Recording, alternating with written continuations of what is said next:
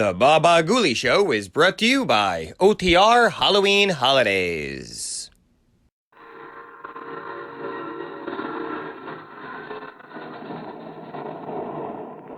Mutual presents The Mysterious Traveler.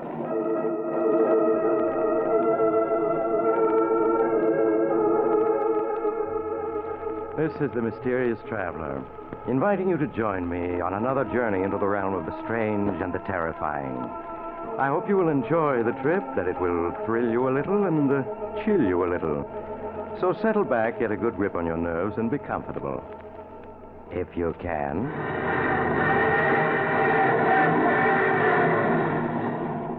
What is our story tonight? Why, tonight we're going to see what happens when an honest man yields to temptation and descends into the murky depths of murder and despair. It's the story I call Dark Destiny.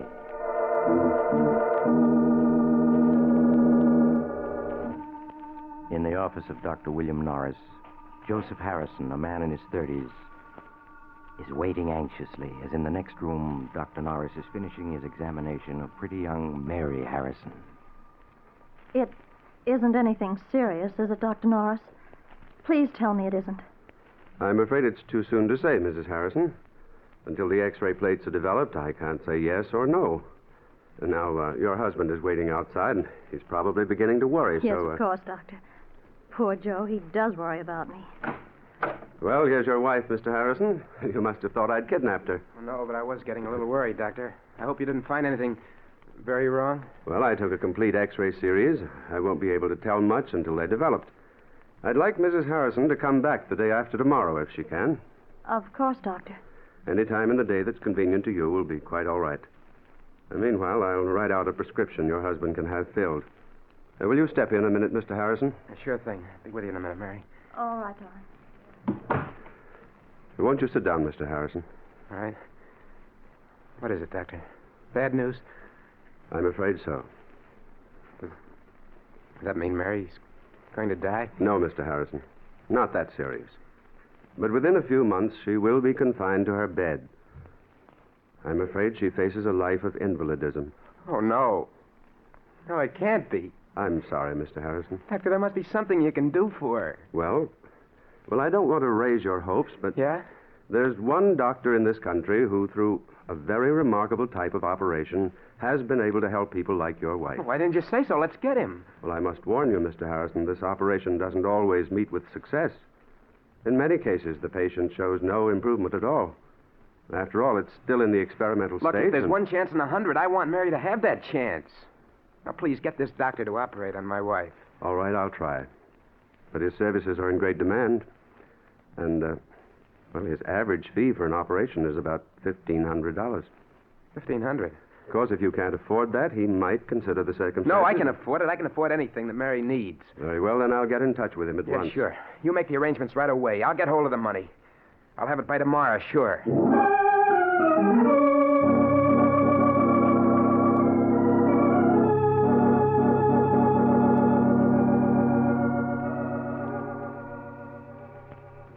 Darling, help me off with my coat, will you? Oh, sure.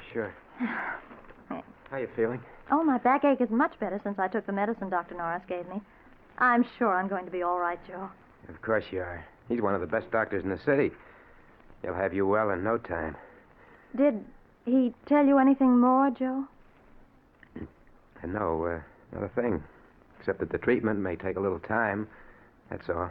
A little time? Yeah. Oh, dear, I hope it won't be too expensive. Your business has fallen off, and we've used up our savings Now, account. don't you worry about the money. Don't you worry about anything. All right, darling. I won't. But aren't you going to take your coat off? No, I got to get that prescription the doctor gave me filled. Now, you just take it easy till I get back. I might stop in at the shop, too. There's something I have to tend to.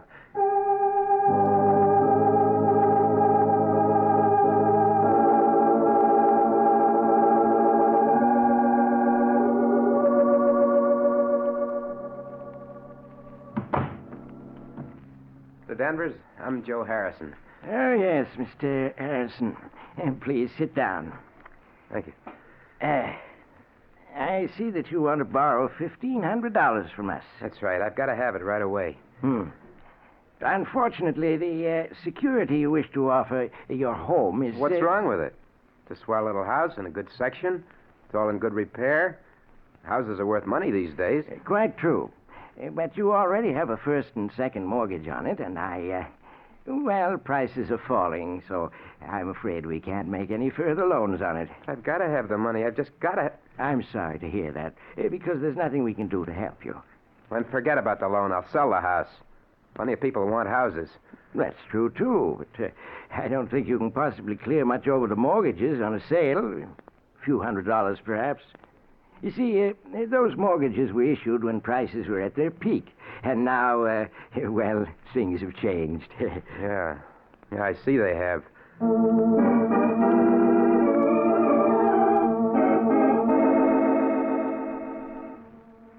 You say you're not employed, Mr. Harrison. No, I own a shop. You see, I'm a locksmith. That means you're never certain of your income. Now, if you had a job, a regular income that could be depended upon... What are you getting at? You mean you're not going to let me have the money? I'm afraid I can't, Mr. Harrison. But your ads say that you lend up to $2,000 on a personal note. I only want $1,500. Look, you got to let me have it. I certainly wish I could, but under the circumstances, I'm sorry. Very sorry, but there's nothing I can do.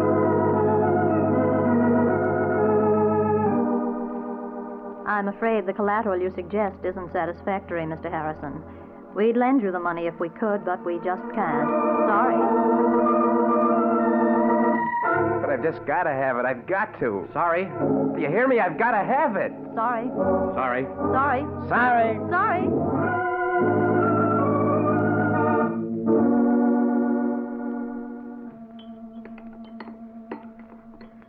Joe, you're not eating. And you're so quiet. Is anything wrong? What? Oh. No, of course not. You're worrying about me, aren't you? No, Mary, of course not. I was just thinking about some changes at the shop. Darling, you don't have to lie to me. I know you're worrying. But I'm going to get better. Really, I am. I promise it. Sure you are. Sure. Dr. Norris said so. You're going to be well in no time. Well, I have to go out now. I have an appointment with Horace Latimer. You remember I told you about him? We grew up together. I may be pretty late, so don't wait up for me.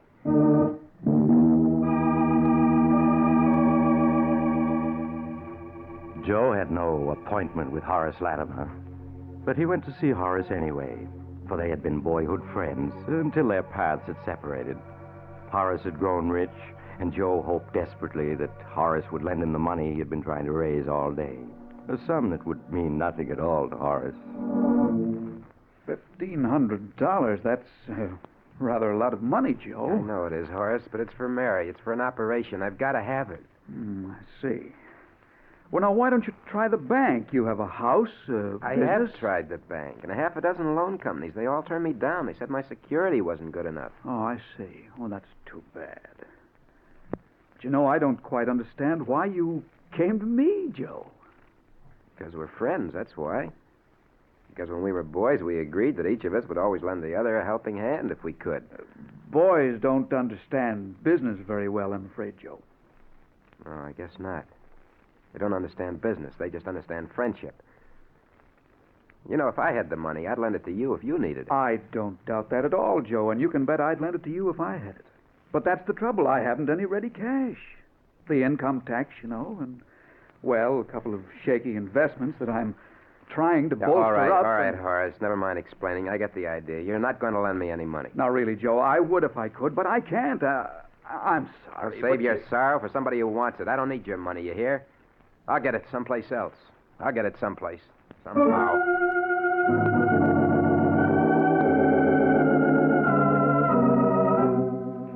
After he had slammed out of Horace Latimer's expensive home, Joe stood for a moment on the dark street corner, staring back with bitterness in his face.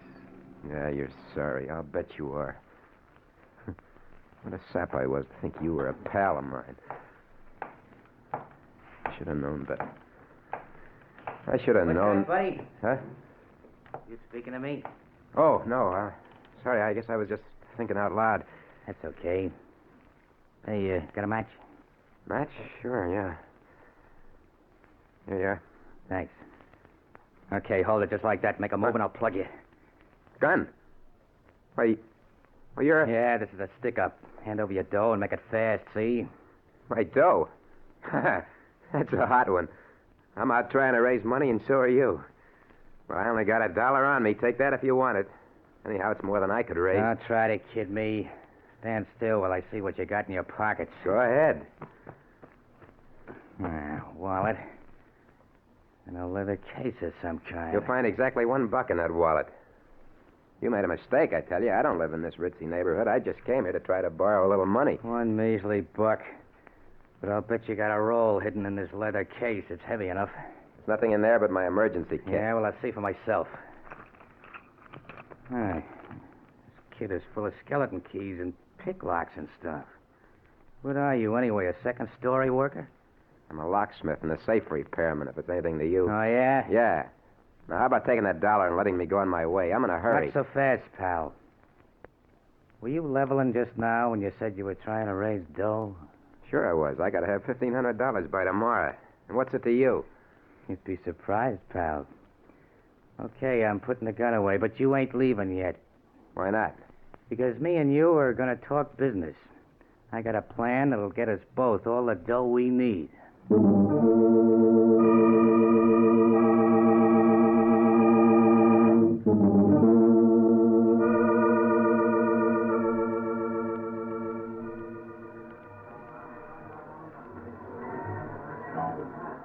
Two more beers, waiter. Well, Joe, is it a deal on my proposition? I don't know, Mike. Sure you do. There's nothing to it. You can open locks and safes. Yeah, And I know a house where there's a safe with plenty of dough in it. You and me together, we'll go get it. We'll make a team. but burglary. I've never stolen anything in my life. Listen, you need dough bad, don't you? And so do I. Plenty bad. Yeah, but You said you'd do anything to get it, didn't you? Yeah, I did. Then what are you hanging back for? All you gotta do is get the back door open and the safe. You can do that, can't you? Yeah, I suppose so. Then forget the buts. In a half an hour, you'll have your 1,500 and more. How else you ever gonna get it? Answer me that. I don't know. Hey, look. You saw all those big houses lived in by guys with dough. How'd they get it? They took it from somebody else, every one of them. Yeah, I suppose so. You sure the money's there? I'm positive. Look, I was casing the joint, and I looked in a window just in time to see the old geezer put a roll of bills in a safe you can open with your teeth. All right, I'll do it. I gotta have that money.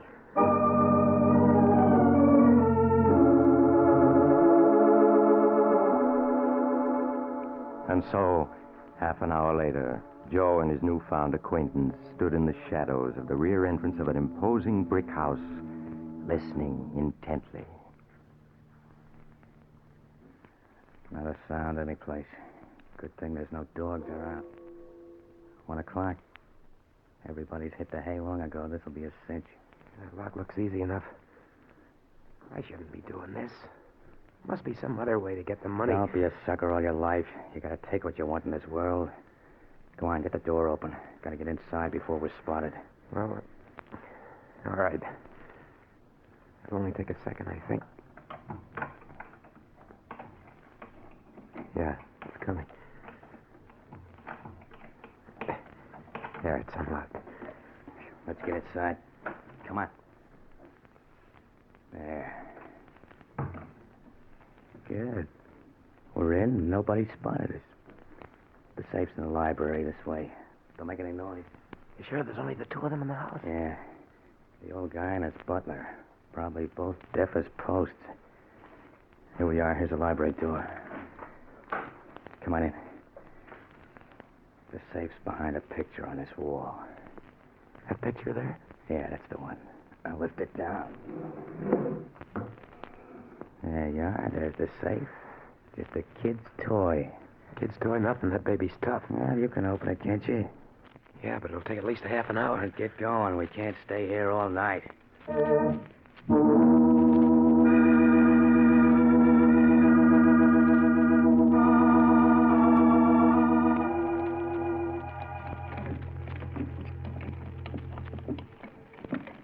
Hurry it up. You've been 40 minutes on that thing. I told you it was tough. It's coming now. There. Here. About time, too.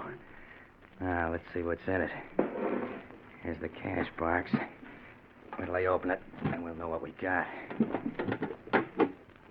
There, look. Oh, cash, Mazuma. What did I tell you? There must be thousands there. Easy, come on. Let's count it and divvy it up. No. Never mind. Just give me the 1,500. That's all I want. You can keep the rest. You kidding? No, that's all I want. Just the 1,500 that I need. Okay, if that's the way you want it. Here you are. 10, 11, 12, 13, 14, $1,500 bill. $1,500. Just for an hour's work? Easy money, huh? Hey, look. What do you say we crack a couple of more cribs tonight? No. I just want to get out of here now. Someone's coming. Someone's coming? Yeah. Here, get behind this door. I'll take care of this. What are you going to do? Never mind. Now shut up. Who's there? Jenkins?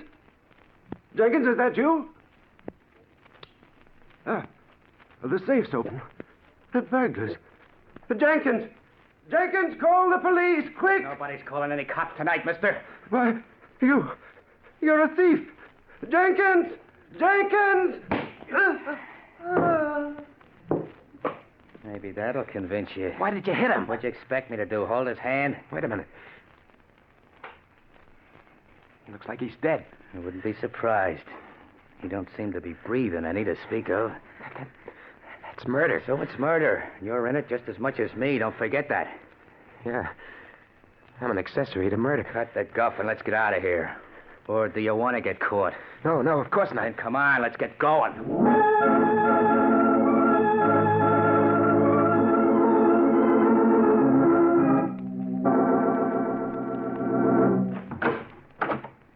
Okay, here we are.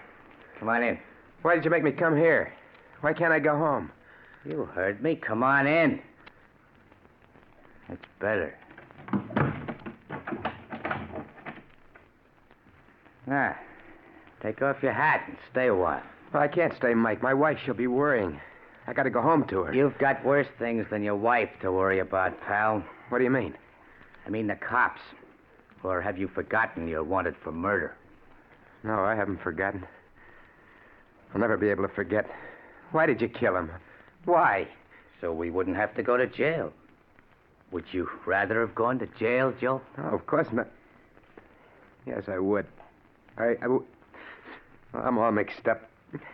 How did I get into this anyway?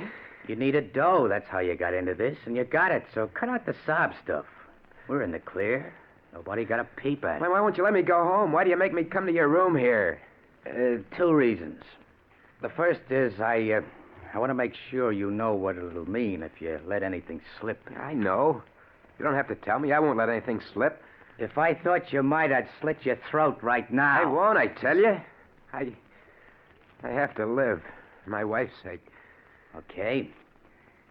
And the second reason you're here is so you and me can have a little talk. Talk? What kind of a talk? Joe, I like the way you got that door and that safe open tonight. You and me got a future together. I don't know what you mean. Oh, yes, you do. As soon as the heat's off, we're going to do another little job together. Oh, no. No, I won't. I won't. Yes, you will. I tell you I won't. You can't make me. Oh, yes, I can. Because if you don't, I can always send a little note to the cops telling them it's you they want for that killing tonight. You wouldn't do that. That'd get you, too. I'd be a long ways away by then, but you can't get away. You got a business here and a sick wife. You couldn't leave them. Well, now you see why you're going to do what I say? You dirty... You... No, don't say it. You don't think you can pull a job and then go on as if nothing had happened to you. You're mixed up in murder. And somebody's always got to pay for murder. One way or another. I only did it for Mary's sake. Don't matter why you did it. You're in it now and you can't get out. Not without paying in some way. I got a good mind to go to the police, to confess. Get this off my chest. Oh, no, you don't. You see this gun? I'd plug you in a second if I... Get away. Let go of my hand. Let go. You got me into this. You're not going to make me go any further into it. Take that away from you. Mike. Mike. He's dead. dead. He tried to shoot me and shot himself. I gotta get away from here. I gotta get back to Mary.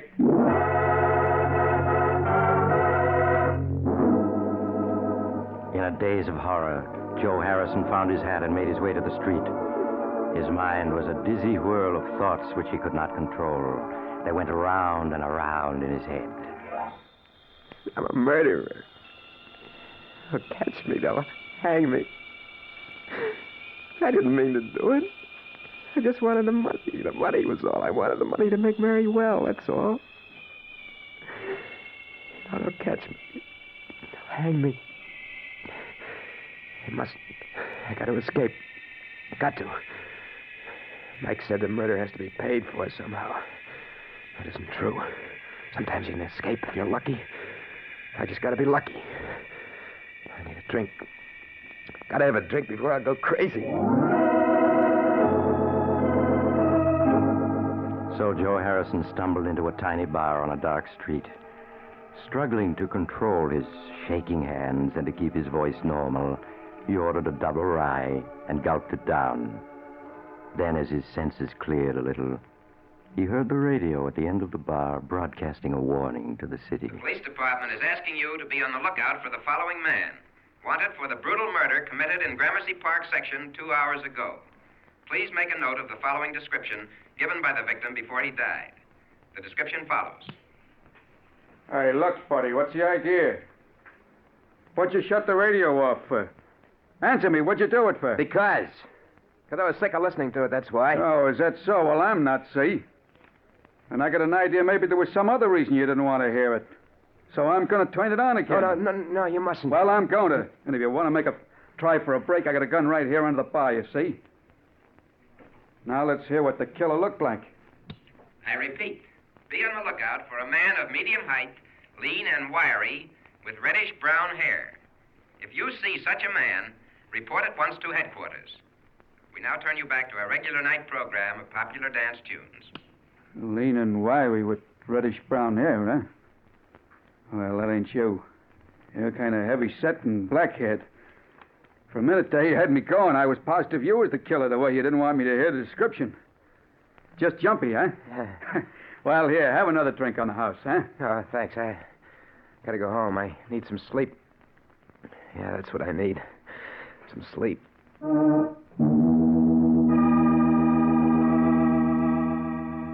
Aghast at how close he had come to giving himself away, Joe Harrison hurried home.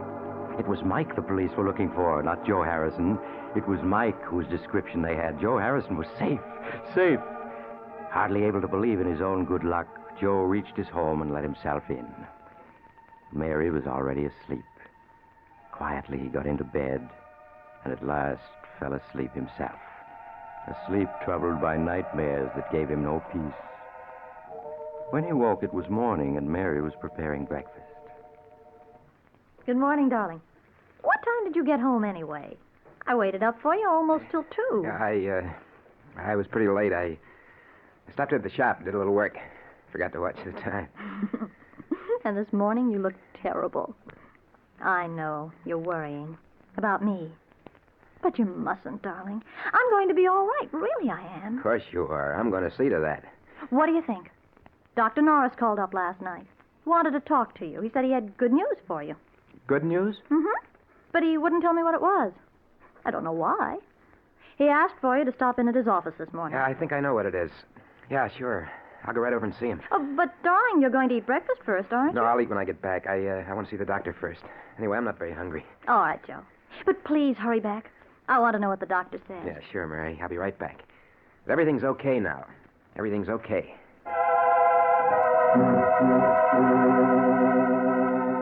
After he left the house, Joe bought a morning paper. Big headlines told of the murder the night before, but he scarcely saw them. His eyes hurried through the story until he found what he was looking for. The news that Mike's body had been found. The man Mike had struck had given his butler Mike's description before he died, but he hadn't seen Joe at all. So the police had listed Mike's death as a suicide or an accident and closed the case. Joe Harrison was safe. Perfectly safe. Safe? I'm safe. Sometimes you can get away with murder, not have to pay anything. If you're lucky, and I've been lucky.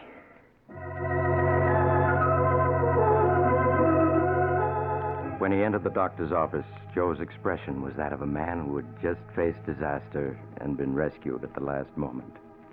He seated himself and tossed the folded newspaper into the wastebasket. Good morning, Doctor. Mary said you phoned that you had good news. Oh, yes, Mr. Harrison. Yes, I called you last night after I got in touch with the surgeon I spoke of yesterday, Dr. Nelson Richards. I wanted to tell you that he had agreed to operate on your wife. That's swell, Doctor. That's swell. I got the money right here in my pocket. The money, yes. Yes, I was going to tell you that Dr. Richards had said not to worry about that. You could take as long as you wanted to pay it. As long as I wanted. Then it wasn't necessary. I didn't have to do it. I didn't have to do it. I'm afraid I don't understand, Mr. Harrison. Oh, never mind, Doctor. I mean, here's the money. I got it right here. I want to pay for it. He's got to take it right away. What's the matter? Why are you looking at me like that for? The operation is going to cure Mary, isn't it? You said it would. You can't go back on your word now. You can't, do you hear? It's not that, Mr. Harrison. Yes, the chances are the operation would have cured your wife. But, well, unfortunately, Dr. Richards was the only man in this country able to perform it. Well, so what? He said he'd do it, didn't he? So what's the hitch? Mr. Harrison, Dr. Richards won't perform the operation now. Why not? Dr. Richards was tragically killed last night by a burglar who broke into his home on Gramercy Park.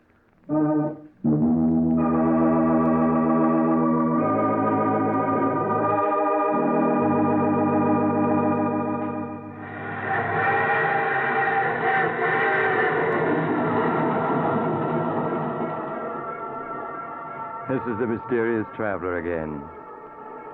Fate plays strange jokes sometimes, doesn't she? Poor Joe Harrison. He forgot that good can never come out of evil, and that crime must always be paid for by someone. If only he hadn't let himself be tempted. But he did. What became of him? Why, he devoted himself to taking care of his invalid wife, Mary. But his deed continued to weigh on his mind. And when she died several years later, he confessed everything to the police. I do hope his experience is proof that crime really doesn't pay. I always say... Oh, you have to get off here. I'm sorry. But I'm sure we'll meet again. I take this same train every week at this time.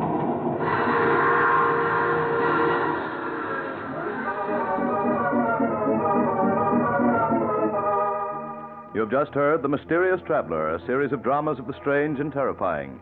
In tonight's cast were Maurice Tarplin, Joseph Julian, Elaine Kent, Palmer Ward, Kenny Lynch, and Bill Smith. Original music was played by Charles Paul. The Mysterious Traveler is written, produced, and directed by Rob Arthur and David Cogan. Listen next week to a tale titled Flight from Fear. Another strange and shivery tale of the Mysterious Traveler. The Mysterious Traveler has come to you from our New York studios. Carl Caruso speaking. This is the Mutual Broadcasting System.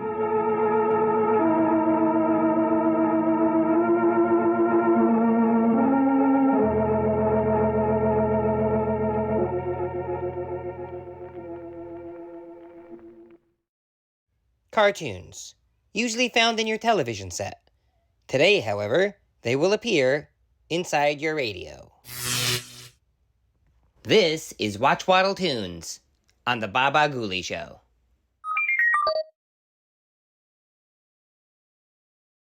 Watch Waddle Cartoons is brought to you by Coffee Brand Coffee.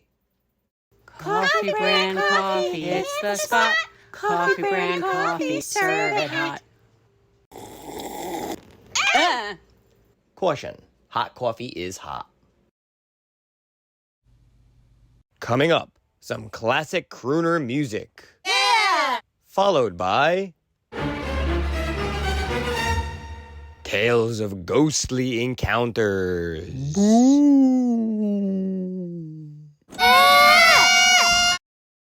Hey, I'm the crooner. Boo, boo, boo, boo, boo, boo, boo. Die. Take that, Booberry.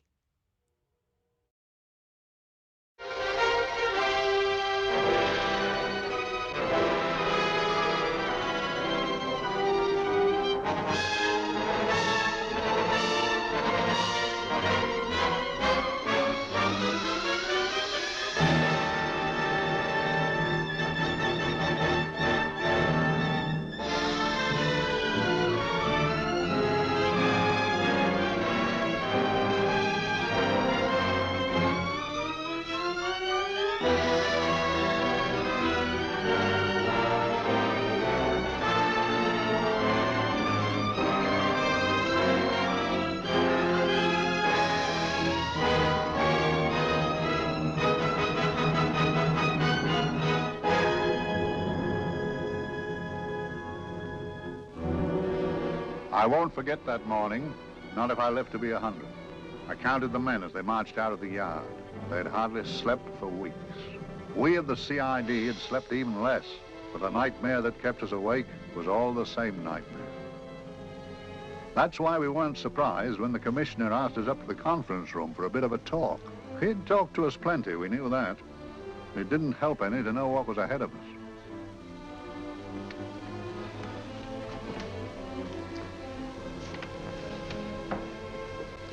Must we have that window open, Gregson? Oh, shut it if you want to. Chief will be in enough of a temper without having a ruddy blast down the back of his neck.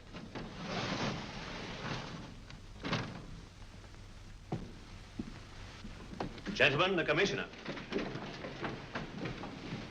Stuffy in here. Be seated, won't you? Gentlemen, if you wish to know what able men you are, read any of the works of popular fiction that glamorize your achievements, but don't, I beg of you, read the daily papers. They might give you an inferiority complex. I hate to mention it, but we're confronted with a series of the most atrocious murders since Jack the Ripper. And in the meantime, the CID might as well be playing at shove-halfpenny for all the good we've accomplished. Now look. Here, here, and here. Each of these red flags scattered through the city stands for a woman brutally murdered, a woman's terror, a woman's death agony. These are no ordinary crimes. These are the works of a fiend who kills first and mutilates afterwards. A ghoul who hacks off a part of his victim body and carries it away with him, a loathsome souvenir of his butchery. 3 women murdered so far, and you haven't turned in one clue. You haven't given me one lead. Here you sit and wait for news of the 4th victim, with your arms folded.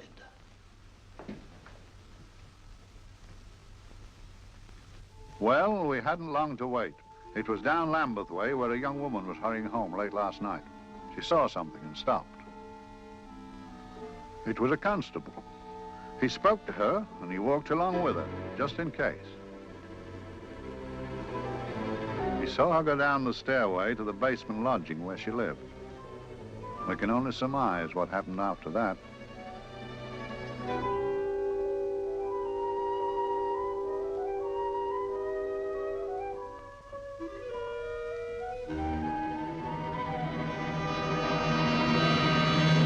Well, I put my pride in my pocket and went to see the man who'd so often helped out Inspector Lestrade and myself in the past, Mr. Sherlock Holmes.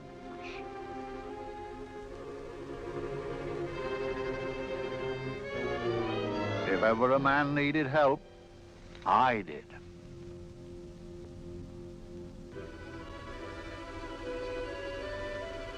This makes 4, Inspector. 4 defenseless women here in the heart of London. And everyone with the right forefinger hacked off. Not hacked, Inspector Gregson. Cleanly, expertly severed. The work of a skilled surgeon. That's our only clue. Much about the age of my sister's girl. Is there no way of stopping this, Mr. Holmes? Yes. There's a way, somehow. The fiend that did this. I promise. I promise. We've nothing to go on. That's the rotten part of it. We can't get far without knowing the motive. Well, at least we know what the motives were not. It wasn't robbery, nor passion, thanks be, nor yet vengeance. Because they all came of totally unrelated families. Steady, Inspector, steady. Sorry, Mr. Holmes.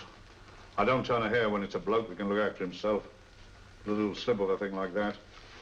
Yes, it's horrible. Come on, let's get a drink.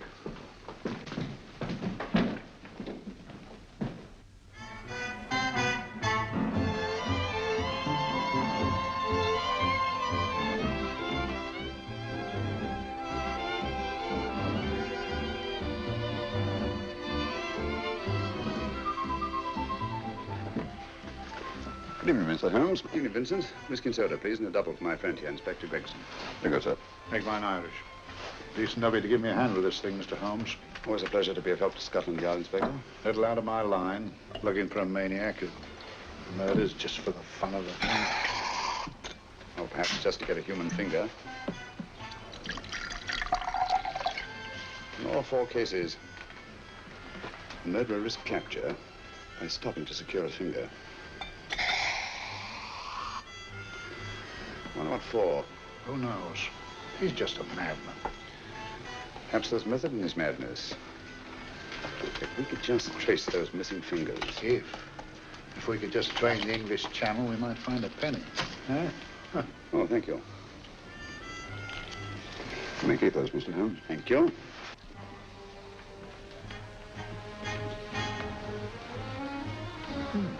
Sir George Fenwick, isn't it? Yes. Is that his daughter with him? Don't be so naive, Inspector. You know everyone, don't you, darling? Well, hardly. A week ago, I didn't know you. A week. How fast it's gone.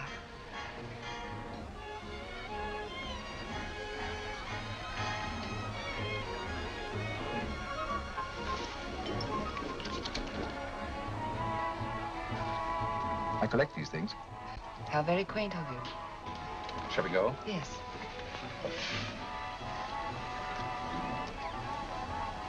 What are you looking at, Mr. Holmes? Look here, a very handsome woman. Not fond of the purple, but giving an excellent imitation. Would you like to come to my flat for a nightcap? Lovely idea. Yes, isn't it?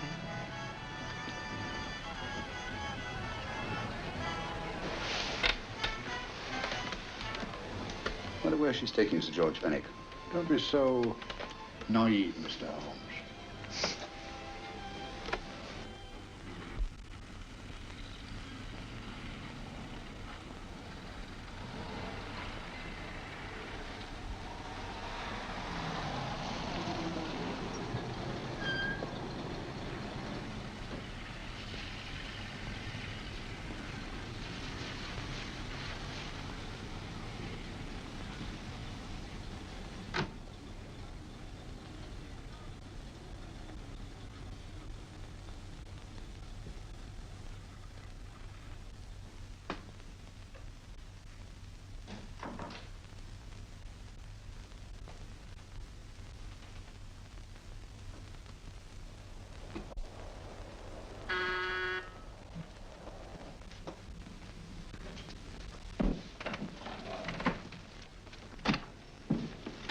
Good evening, Mum. Hello, Grandon. Any messages? No, Mum. Thank you. Drinks, Grandon. One of your nice surprises. Yes, Mum. I say, you don't mean that, Grandon's a marvel, aren't you, Grandon? Yes, Mum. You wouldn't believe the things she can do. Ah, charming place. Delightful. Really? You think so? I'm so glad. Do sit down. Do you mind? Do I mind? What a question. I don't mind anything, really. Except not being with you. Now, you really don't want me to believe that, do you? Not too seriously. Good. We're both quite grown up, aren't we? Quite.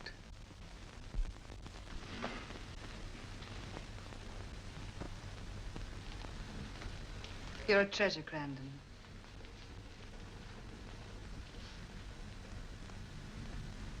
And lower the lights a little as you leave.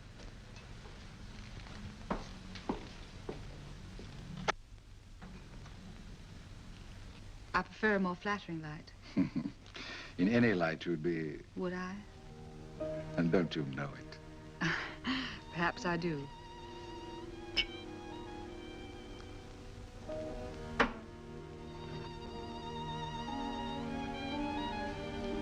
Oh, that priceless woman. You wouldn't believe it, but she's absurdly romantic. She loves dreamy music, and she thinks that we... But we do, don't we?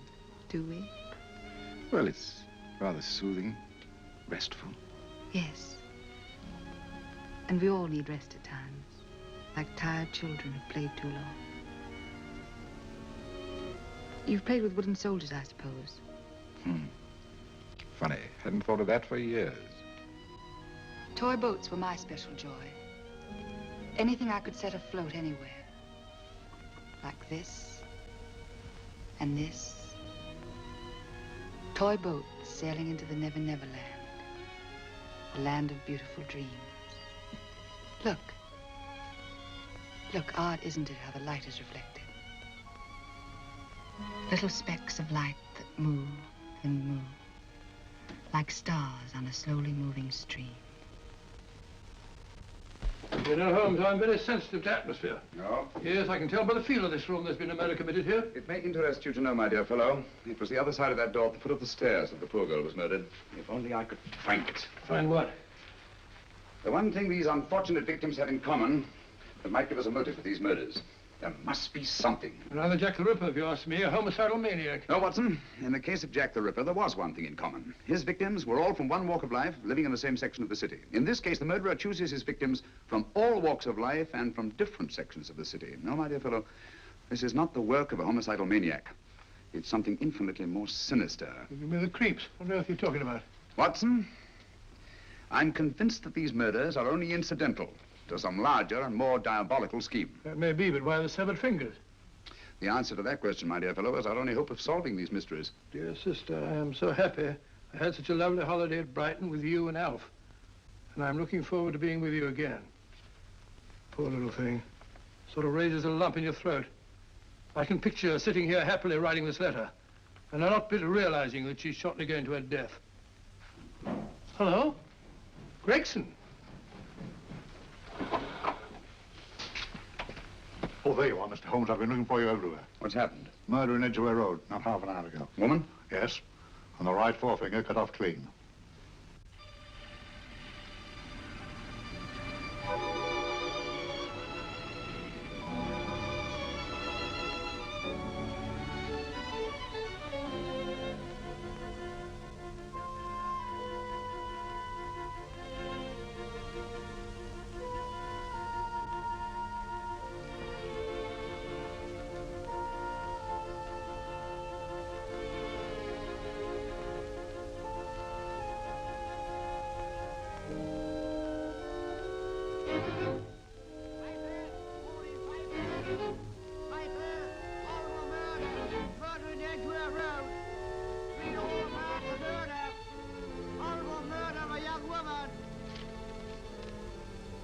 Get your papers. Horrible murder, papers, all about the murder. Morning papers, all about the murder. Paper, horrible murder. Another young woman found murdered, paper says. Horrible murder, paper, read all about it. Get your papers. Murder in Edgware Road. Horrible finger murder. Shocking murder. Murder in Edgware Road. Horrible murder of a young woman. Read all about the murder.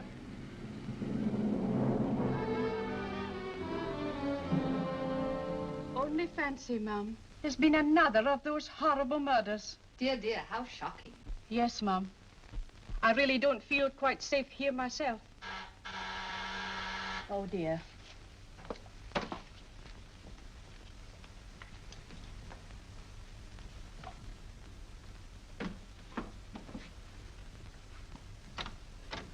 Why, Sir George! I must see Miss Marlowe at once. I don't know if she... I must see her. Where is she? Lydia. Why, Sir George, what is it? What happened? I don't know. You'll have to help me. You've got to help me. But I don't understand. Listen, I woke up a few minutes ago in a cheap boarding house off Edgware Road. I don't know how I came there. I don't know when. The last thing I remember is being here with you. Calm yourself, Sir George. When did I leave here?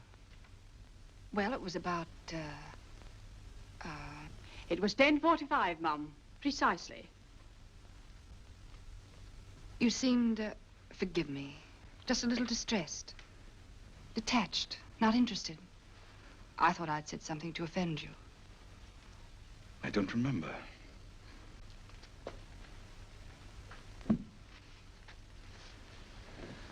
I can't remember. Tell me, has this happened to you before? Before? Well, there is such a thing as amnesia, you know. If it was 10:45 when I left you, it was 9 this morning when I woke. Over 10 hours lost. 10 hours that I can't account for. And in my pocket when I woke, I found... Yeah, in my pocket. That isn't... Oh, it's not for you, of course. It can't be. Excuse me, Mum, but there's a man asking to see the gentleman. Send him away. Yes, Mum. No, please. I'll see him.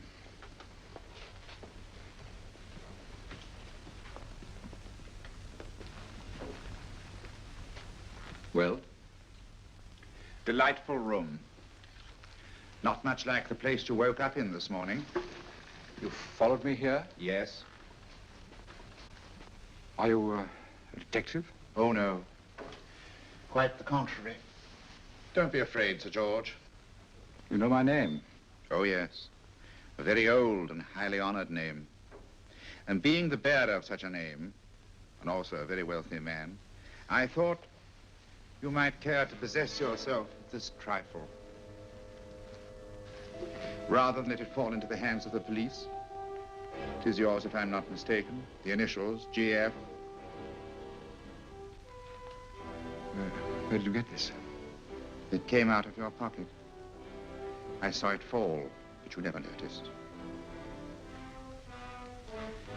You were very busy, bending over something with a knife. Then you put something in your pocket.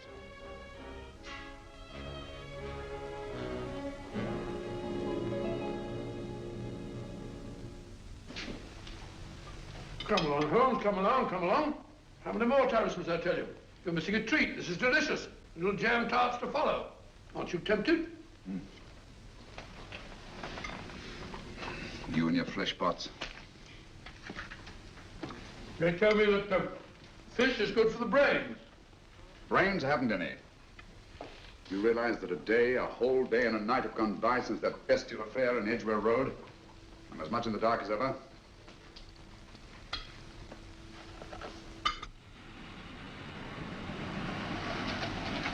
Hello, here comes a client, unless I'm very much mistaken.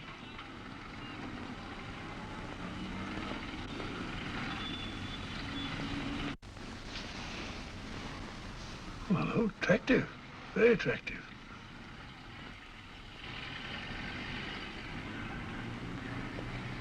Obviously, she left home under the stress of some very great emotion. How do you know that? She isn't wearing any gloves. A startling omission in a young lady of fashion. No, she didn't put her coat on.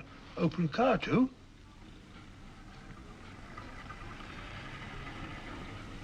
Furthermore, there's something in that bag she wants to show me. What makes you say that? The bag doesn't match her dress, indicating it was picked for size rather than style, to accommodate some bulky object. You amaze me, Holmes. Well, I meant to, my dear fellow.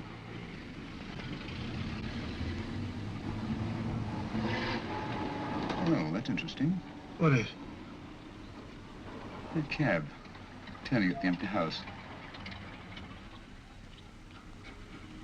I wonder why he followed her here. Oh, wouldn't you? Quite possibly with glasses.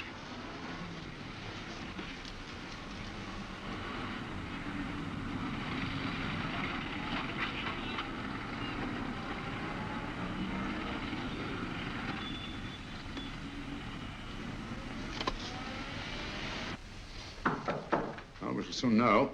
Yes, Mrs. Hudson? It's a young lady, sir. Most urgent. Ask her to come in. Go right in, miss. Mr. Holmes? Yes, this is my friend, Dr. Watson. How do you do? How do you do? Mr. Holmes, you must excuse me, please. Yes, well, won't you sit down? Come along. May I? It's quite all right. Thank you.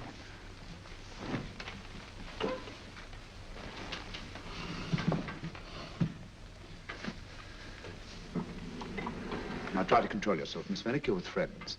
You know my name? No magic, I assure you. I've often seen your picture. You're the daughter of Sir George Fenwick, aren't you? Yes. It's about my father that What about your father, Miss Fenwick? Oh, I don't know what to do. He's always been the nicest, dearest person. Only since Mother died. Yes, we do. We know. So I didn't think anything of it when he was away all night before last. But he didn't come home until yesterday at tea time. Didn't come in for dinner at all. Just paced up and down in the library hour after hour. I begged him to let me in, but he wouldn't. Steady, steady. Now take your time.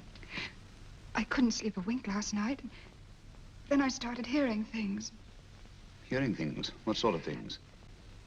I heard someone in the garden underneath my window. Then I saw a figure moving down the garden path. And I recognized my father. Stealing through his own garden like a thief.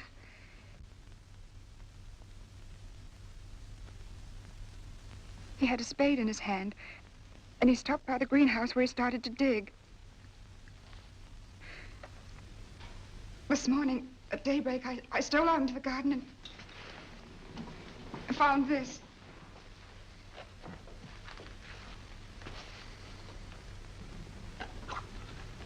A finger. A human finger. Bring up Scotland Yard, will you, Watson? Ask him to get hold of Inspector Gregson and tell him to meet us at once at George Fenwick's house, Kingston. Operator, get me Scotland Yard quick.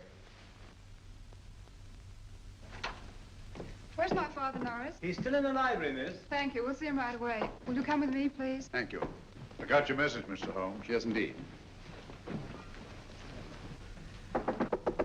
Dad, may I come in? Dad. It's funny. He doesn't answer. Do you mind? Please do. Thank you. Watson, quick. Oh, Come along, no, my dear. no, no. Take charge, Miss Fenwick, please. Sorry, sir. No, miss, please. Please Come along with me.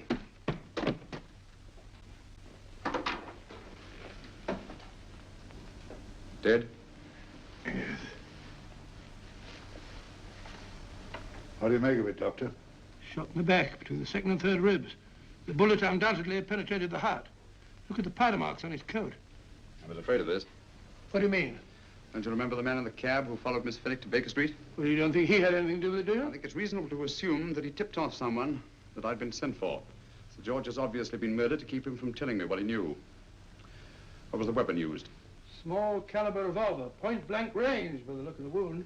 The murderer came in through those French windows. The mud from the garden he brought in his boots. Sir George must have surprised the intruder. Passed the room to him here.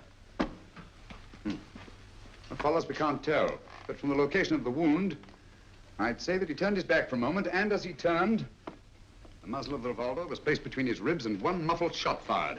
And you mean to say he kept on going, even after he was shot? There's no doubt about it. Look there. The trail of blood leads us back to the desk. Something Sir George was after. Something. I know. He was trying to summon help, poor chap. I don't think so, Watson.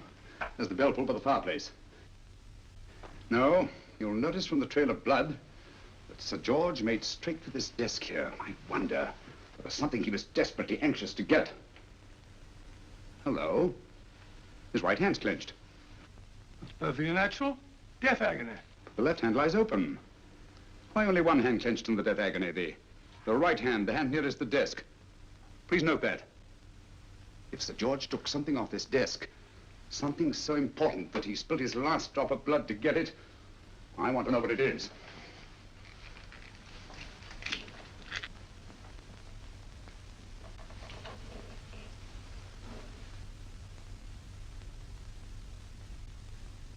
It's nothing but an ordinary match folder.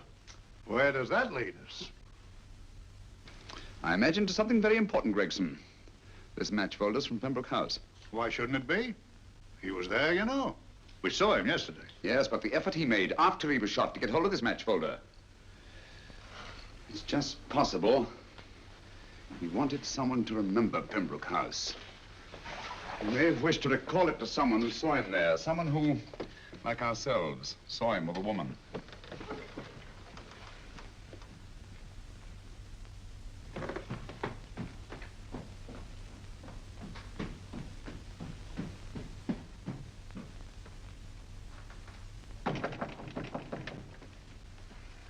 Come in. Oh, Dr. Watson, this came by hand for Mr. Holmes, not 10 minutes ago. Thank you, Mrs. Hudson. That would be the report from Mr. George's bank. Report from Mr. George? Oh, really? Don't you remember his daughter told us that he'd just closed his account? And he looked into it once.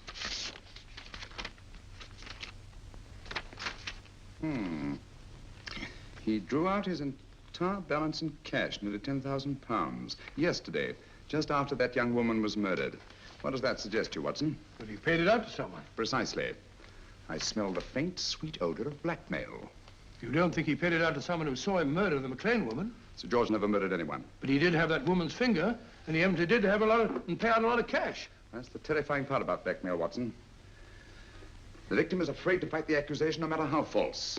Once the accusation is made, his name is smeared, and sometimes his life is ruined. Well, Sir George didn't commit these murders. What fiend did? I rather think they're not the work of any one man. Oh, come, Holmes.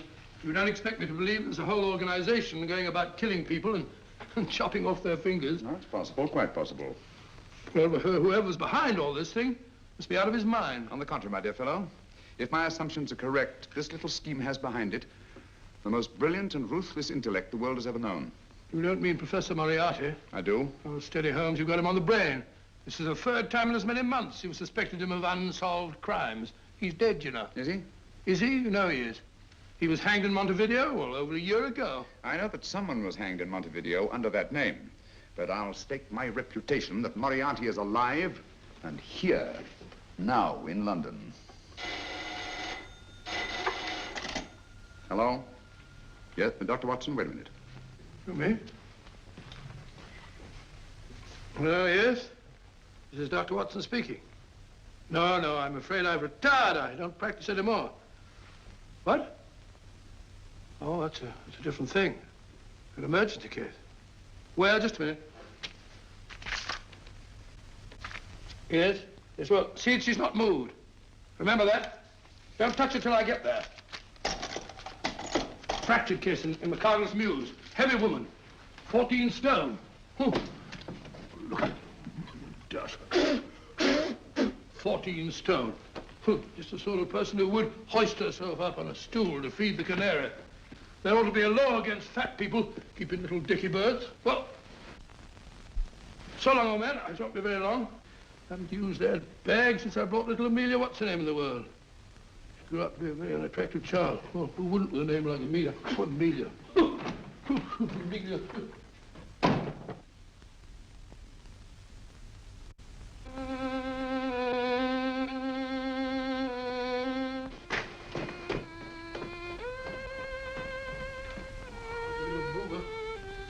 People are so stupid about accidents.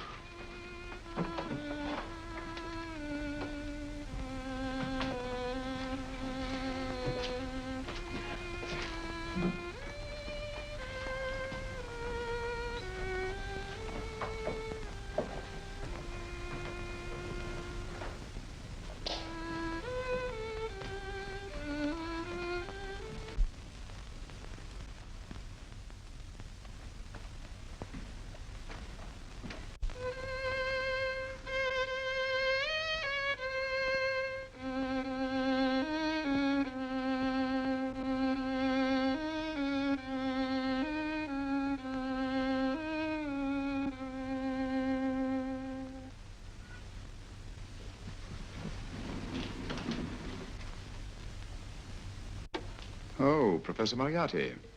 Not that I wish to appear inquisitive, but to what am I indebted for the pleasure of this visit? Scotland Yard will be interested. It's very convenient for me to have Scotland Yard think that I'm still dead in Montevideo. I never dreamed of fooling you. Thank you. The thought occurs to me, Mr. Holmes, that there are some advantages in living within the law. You're very comfortably fixed here, aren't you? As I get on in life, the little comforts appeal to me more and more.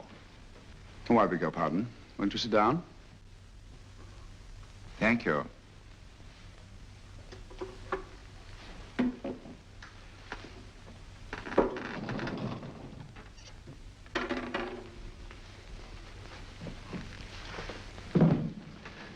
And now, Professor Moriarty, what can I do for you? Everything that I have to say to you has already crossed your mind. And my answer has no doubt crossed yours. That's final? What do you think? I shall not rest until you are hanged for the finger murders. You've no proof, you know. No, not a shred. But I have you. I could turn you over to the police here and now. You could. But if you did, you'd never see Dr. Watson again. Oh, the telephone call. Quite. I rather assumed you had taken some such precaution.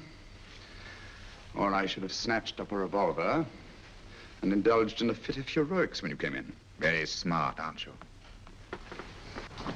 Not smart enough. Or I should have anticipated you. But if any harm comes to Dr. Watson, I shall seek you out. I shall not rest until I find you, and when I do... No harm will come to Dr. Watson this time. But I can't answer for the future. Mr. Holmes, I should strongly advise you to drop this case. Don't be silly. Think it over. We've had many encounters in the past. You hope to place me on the gallows. I tell you, I shall never stand up on the gallows. But if you are instrumental in any way in bringing about my destruction, you will not be alive to enjoy your satisfaction. And we shall walk together through the gates of eternity, hand in hand. What a charming picture that would make. Yes, wouldn't it? You know, I really think it might be worth it.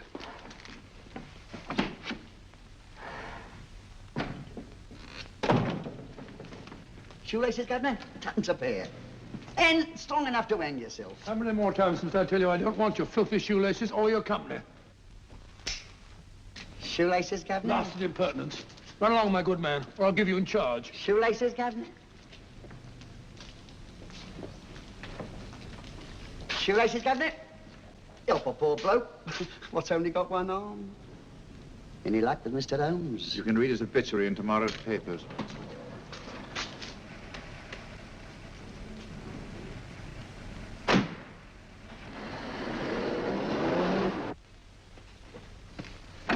Oh, there you are, Watson. Come in. I was, just going out to look for you. Look for me, what for? Suppose you don't think I know my way about.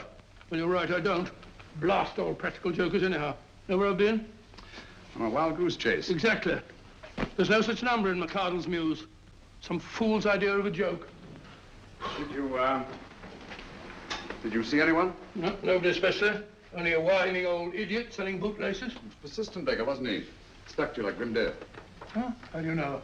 And finally, I left you for someone who looked like Philip Pickings.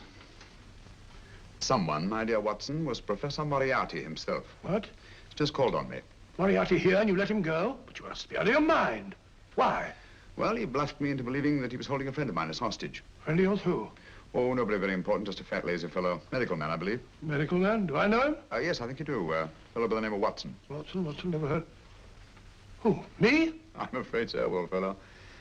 Your street hawker's job was to do away with you in a certain contingency. And you let Moriarty go? Because of me? I had no choice. I can't afford to lose you, old fellow. Well, it's very decent of the old chap, I must say, but... I wish you'd nabbed him. We shall, never fear. I know the motive for the finger murders. All I have to find out now is the method used with the blackmail victims. Method? Yes. How does Moriarty get them to the scene of the crime? How does he plant those severed fingers on them? And how does he scare them into believing that they may have committed those atrocious murders themselves? Curious.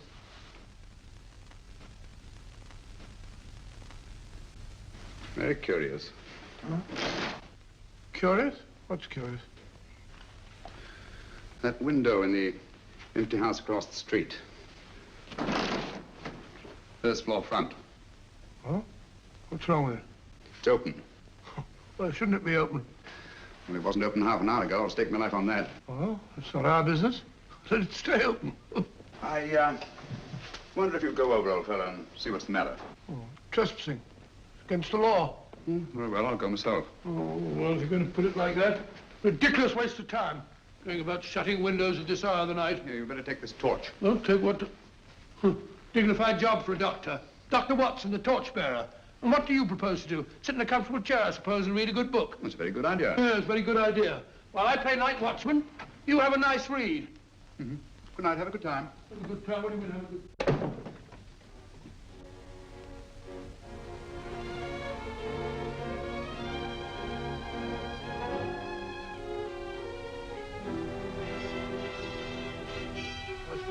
I've done everything.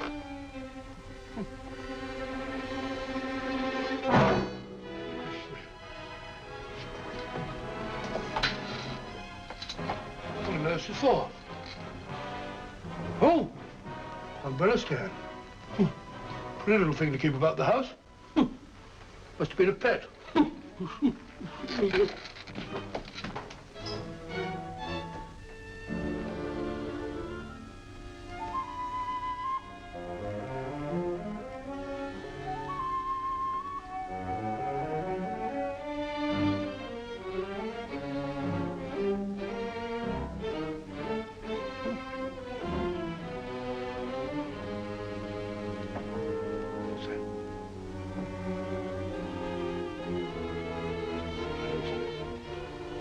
Right, Barbara. This was the door.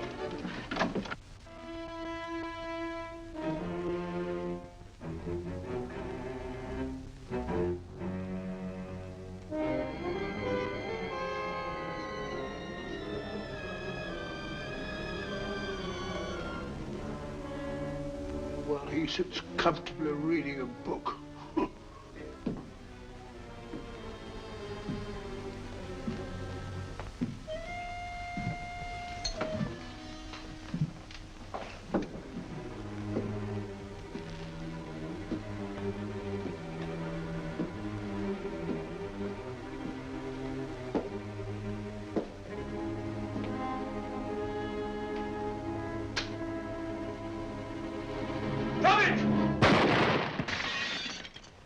He killed Holmes!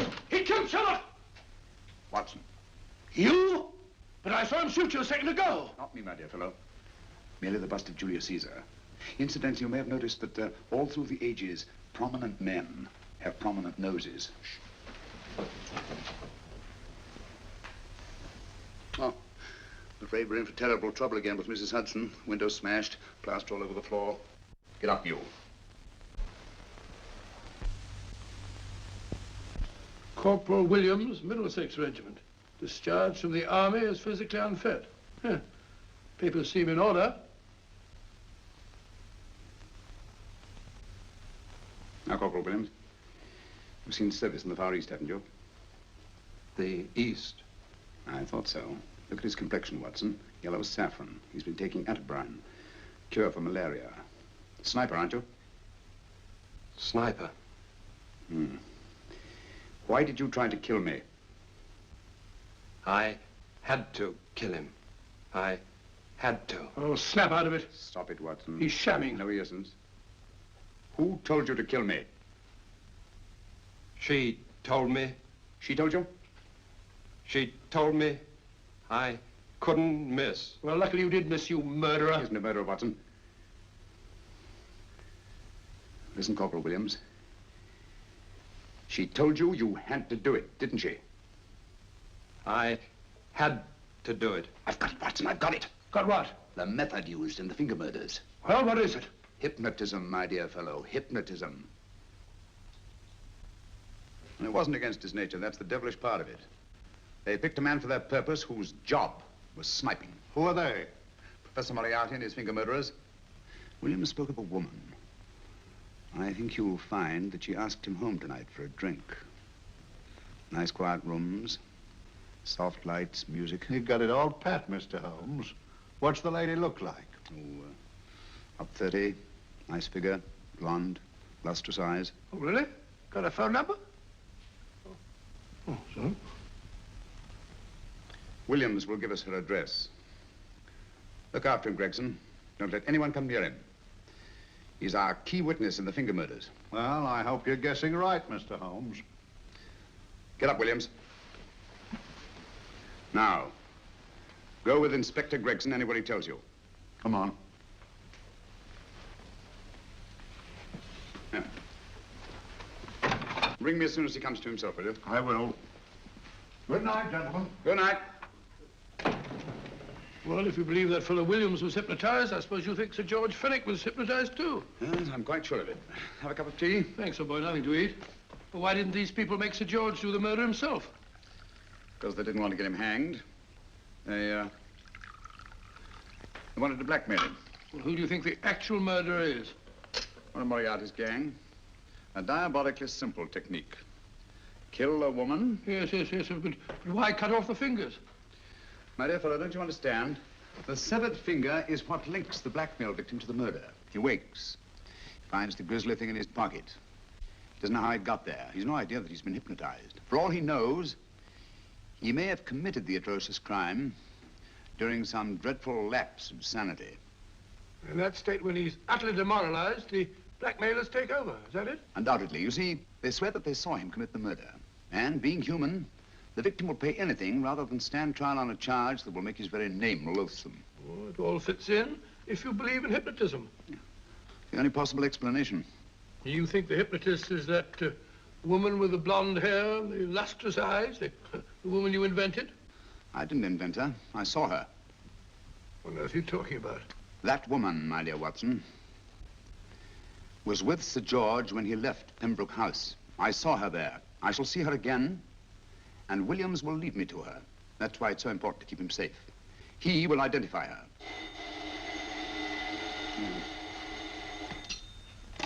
Hello? Yes? Inspector Gregson? What? Well, get every constable in the district. Yes, I'll be over at once. What's happened, Holmes? Williams is missing. Great Scott! Come on.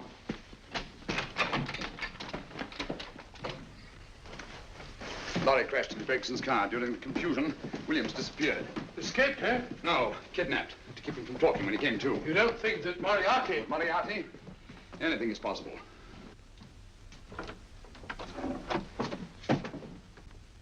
Williams! Dead. You see, anything is possible.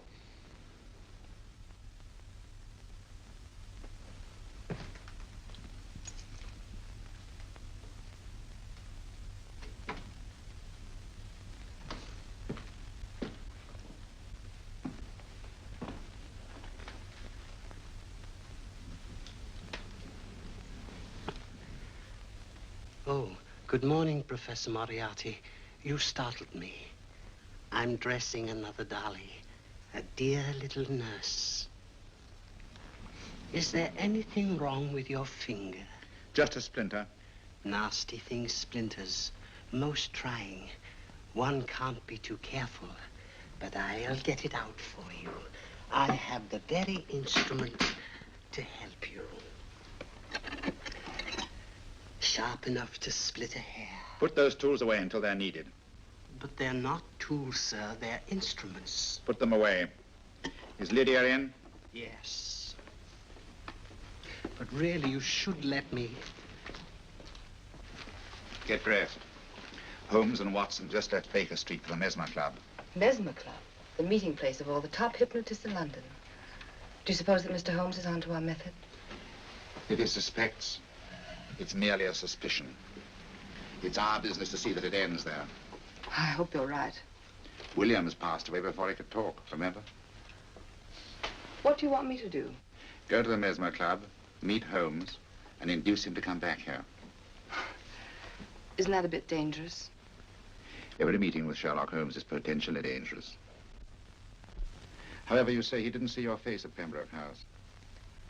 And how would you suggest I get Mr. Holmes to accompany me here?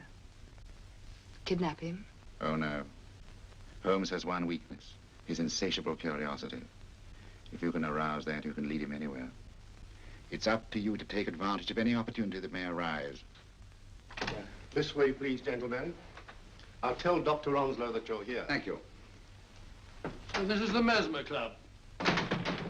If you ask me, hypnotism is a lot of mumbo-jumbo. Oh, come now, Watson. As a medical man, you must admit that hypnotism has its place in modern science. That may be, but 90% of hypnotists are crooks of the worst kind. Nothing more than a lot of charlatans exploiting weak-willed morons.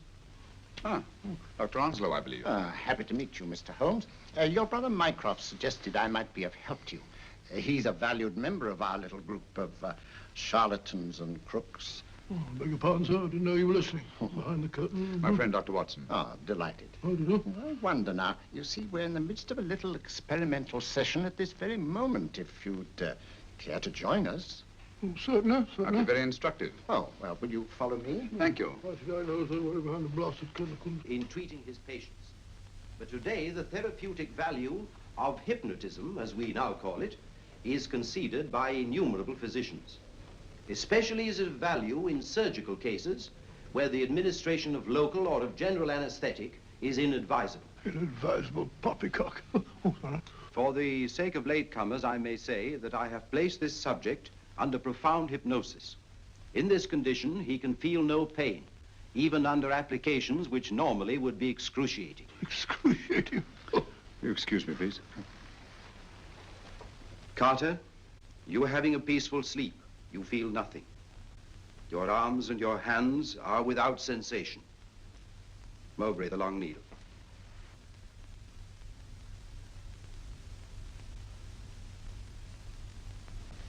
Carter, give me your right hand.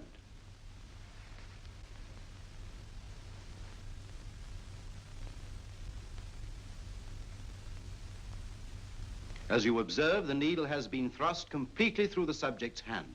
No feeling, no pain. This lack of feeling is the one infallible test of profound hypnosis. Nonsense. Fellow's full of drugs. Well, isn't he? Definitely not, Doctor. Wake up, Carter, wake up. You feel well and rested, remember. No pain anywhere. Wake up, wake up. I say, when are you going to begin? All through, Carter. Stand up. This way, sir. And, are these all the people that come here? Oh, no. Others keep dropping in all the time. I suppose it's all right for those who believe in it, but of course, I'm a professional man myself. Then you don't believe in hypnotism, Dr. Watson? I don't deny that there are certain types of hysterical, feeble-minded people who go under if you point your finger at them. But anyone with an ounce of character... How right you are. You see right through our little artifices, don't you, Doctor? Right through, my dear sir. Right through. Right so. But with the feeble-minded, as you say... excuse us, Mr. Holmes. Certainly. Step over here, won't you? Certainly, sir. Anything to oblige. Let me show you how easily we charlatans take advantage of them. Now, sit down, Doctor. Now, we set a thing like this in motion. It's wonderful, the attraction on the feeble-minded, of course. The continuous motion, if they just let themselves follow it. Of course, you could stare at it till doomsday, Dr. Watson, with no effect at all. Still, it might make you a little drowsy, like the white ribbon of road at night when you're driving. The rhythm is smooth, unbroken, and the road goes on and on, round and round, always the same, winding and winding.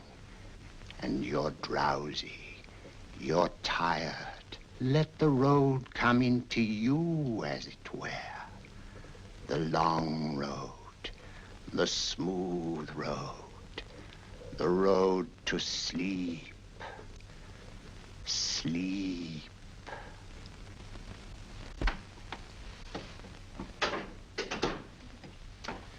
Open your eyes. Stand up. Turn around. And now, Dr. Watson, you're on a holiday in Scotland. The country is amazingly beautiful. We're coming to a stream. It isn't deep. Better take your shoes and socks off.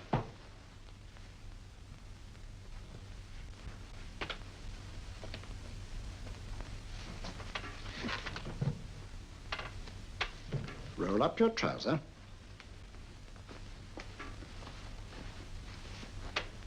That will do. The other leg is waterproof. Turn around. Mind the pedals.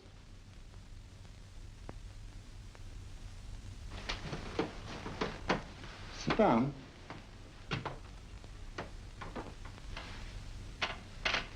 Wake up now.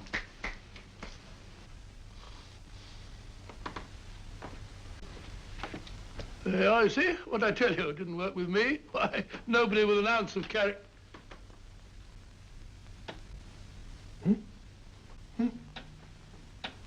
I think you'll need these.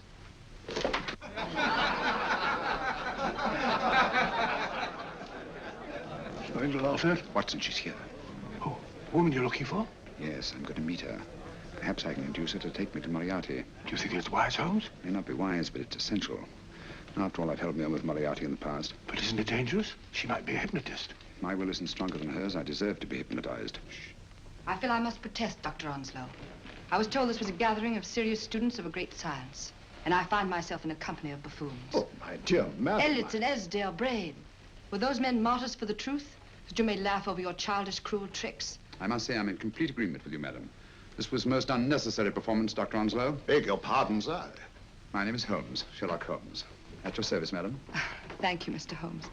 I'm afraid I've created a rather embarrassing situation. But you see, I'm interested in the serious study of hypnotism. So am I, too. Perhaps we have something in common, Mr. Holmes. Perhaps we have. Would you join me for a cocktail at Pembroke House? I should be delighted. Good.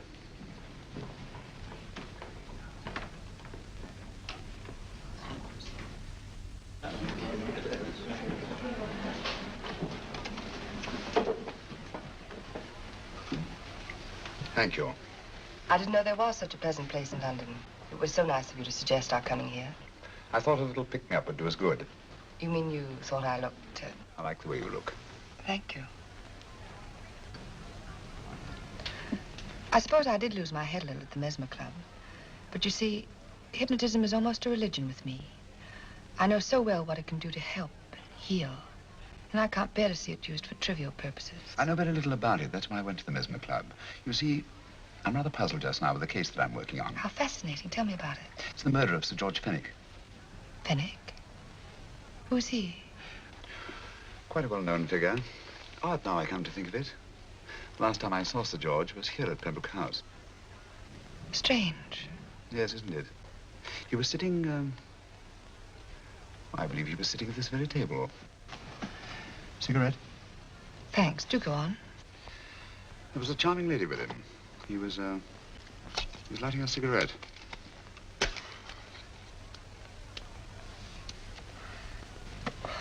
Charming. Did you see her face? No, worse like. Merely her back. How unenterprising of you. Yes, wasn't it? Afraid I'm getting a little older. I shouldn't say so. That's nice of you. Still, the first time in my life I've got hold of a case that's beyond me. I'm actually losing sleep over it. You know, Mr. Holmes, I believe I could help you. Really? I should be very grateful. You're amused. Oh, merely skeptical. How would you go about it? I've used hypnotism more than once in healing. Not for profit. I'm not a professional. But I do think I could help you. If you'd care to... I can't think of a pleasanter experience.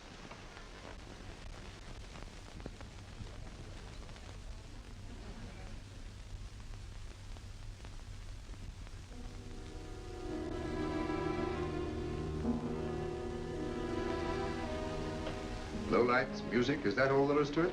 You must relax, Mr. Holmes. I'm afraid you're a rather difficult subject. So I thought perhaps a little help. Materia medica might be advisable. Drugs? No, I'd rather not, if you don't mind. As a matter of fact, I'd rather not myself. But shrink-knotting he practiced in Munich, you know. Believed it the best means for difficult subjects. Do you mind? Well, as a matter of fact, I don't approve of sedatives. Just as you wish. We don't have to go on with this at all, you know. Wait a minute. Wait a minute. All right. I'll take a chance. It's really quite harmless. What is it? Cannabis japonica, an oriental soporific. You need water.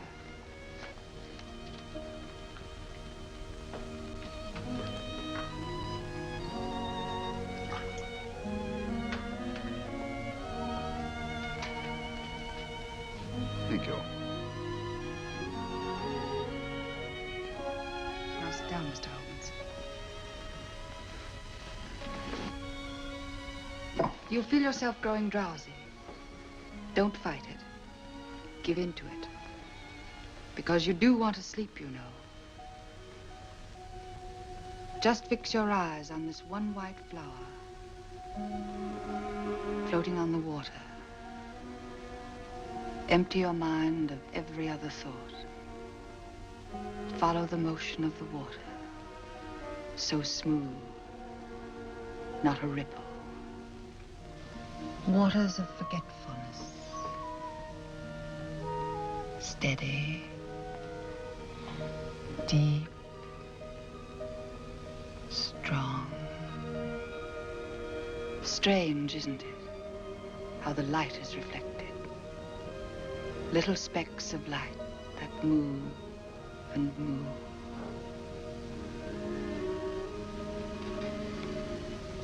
It's restful here.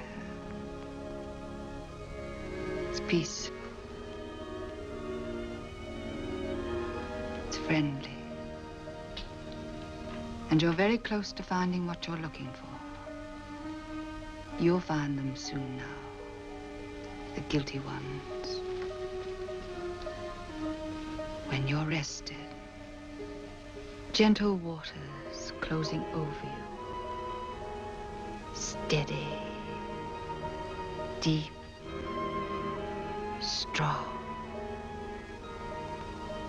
Drawing you down,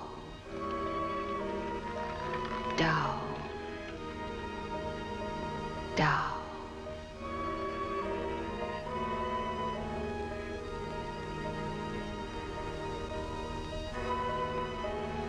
Sleep. Sleep. Sleep.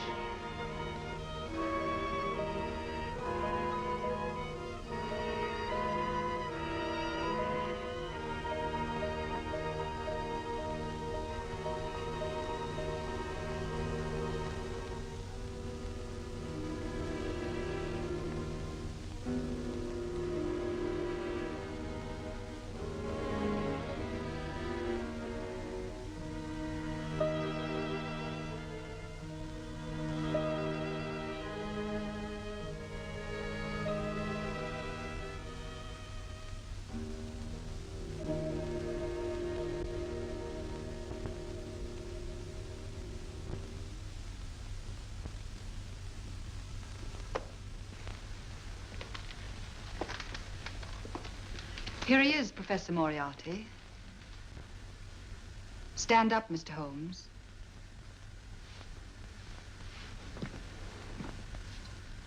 Open your eyes. Face this way. Are you satisfied? We are dealing with a clever man. He may be shamming. There's just one infallible test for profound hypnosis. You ready, Dr. Simnel?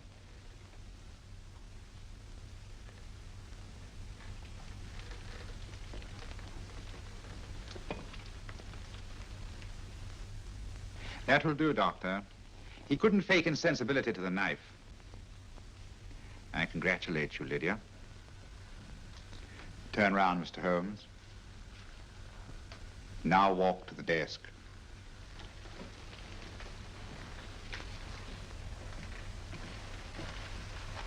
Sit down. Take that pen and write what I tell you to write. I have at last found a case which I cannot solve.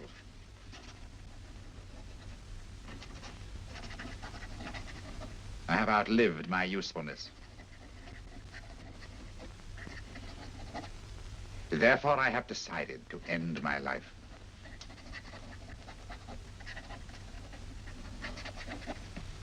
Sign your name. Now blot it.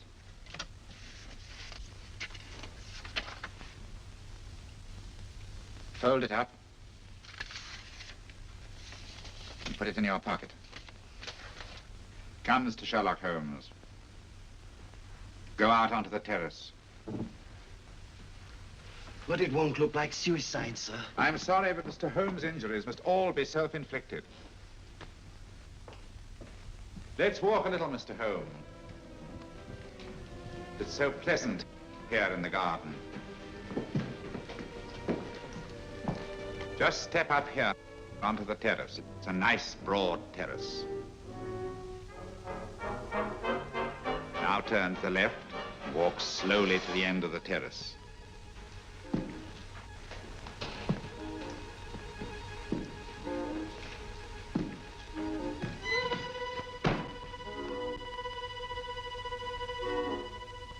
Don't stop. You must walk to the end, you know.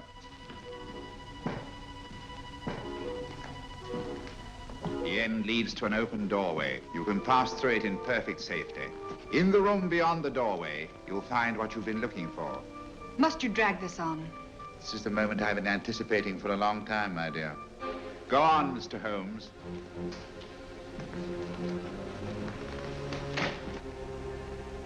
Through the open doorway, you will find the man responsible for the finger murders and the death of Sir George Fenwick. Professor Moriarty. Holmes! Stand still.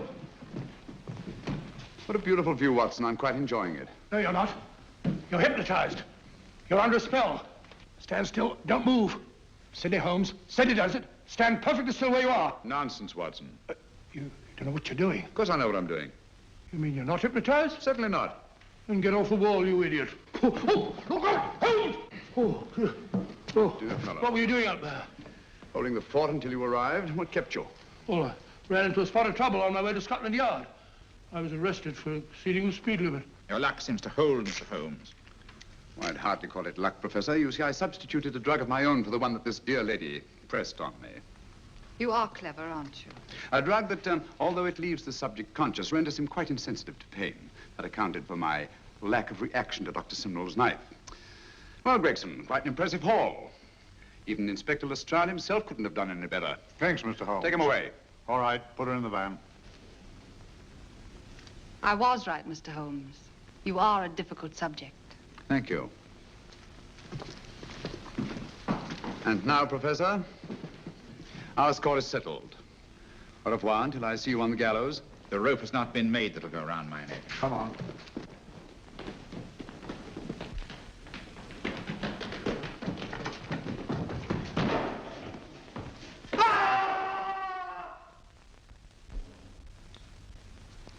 I'll take care of things, Mr. Holmes. Thank you, Inspector. Come on. An evil man, Holmes, but what a horrible death. Better than he deserved. What are you thinking of? I'm thinking of all the women who can come and go in safety in the streets of London tonight. The stars keep watching their heavens. And in our own little way, we too, old friend, are privileged to watch over our city.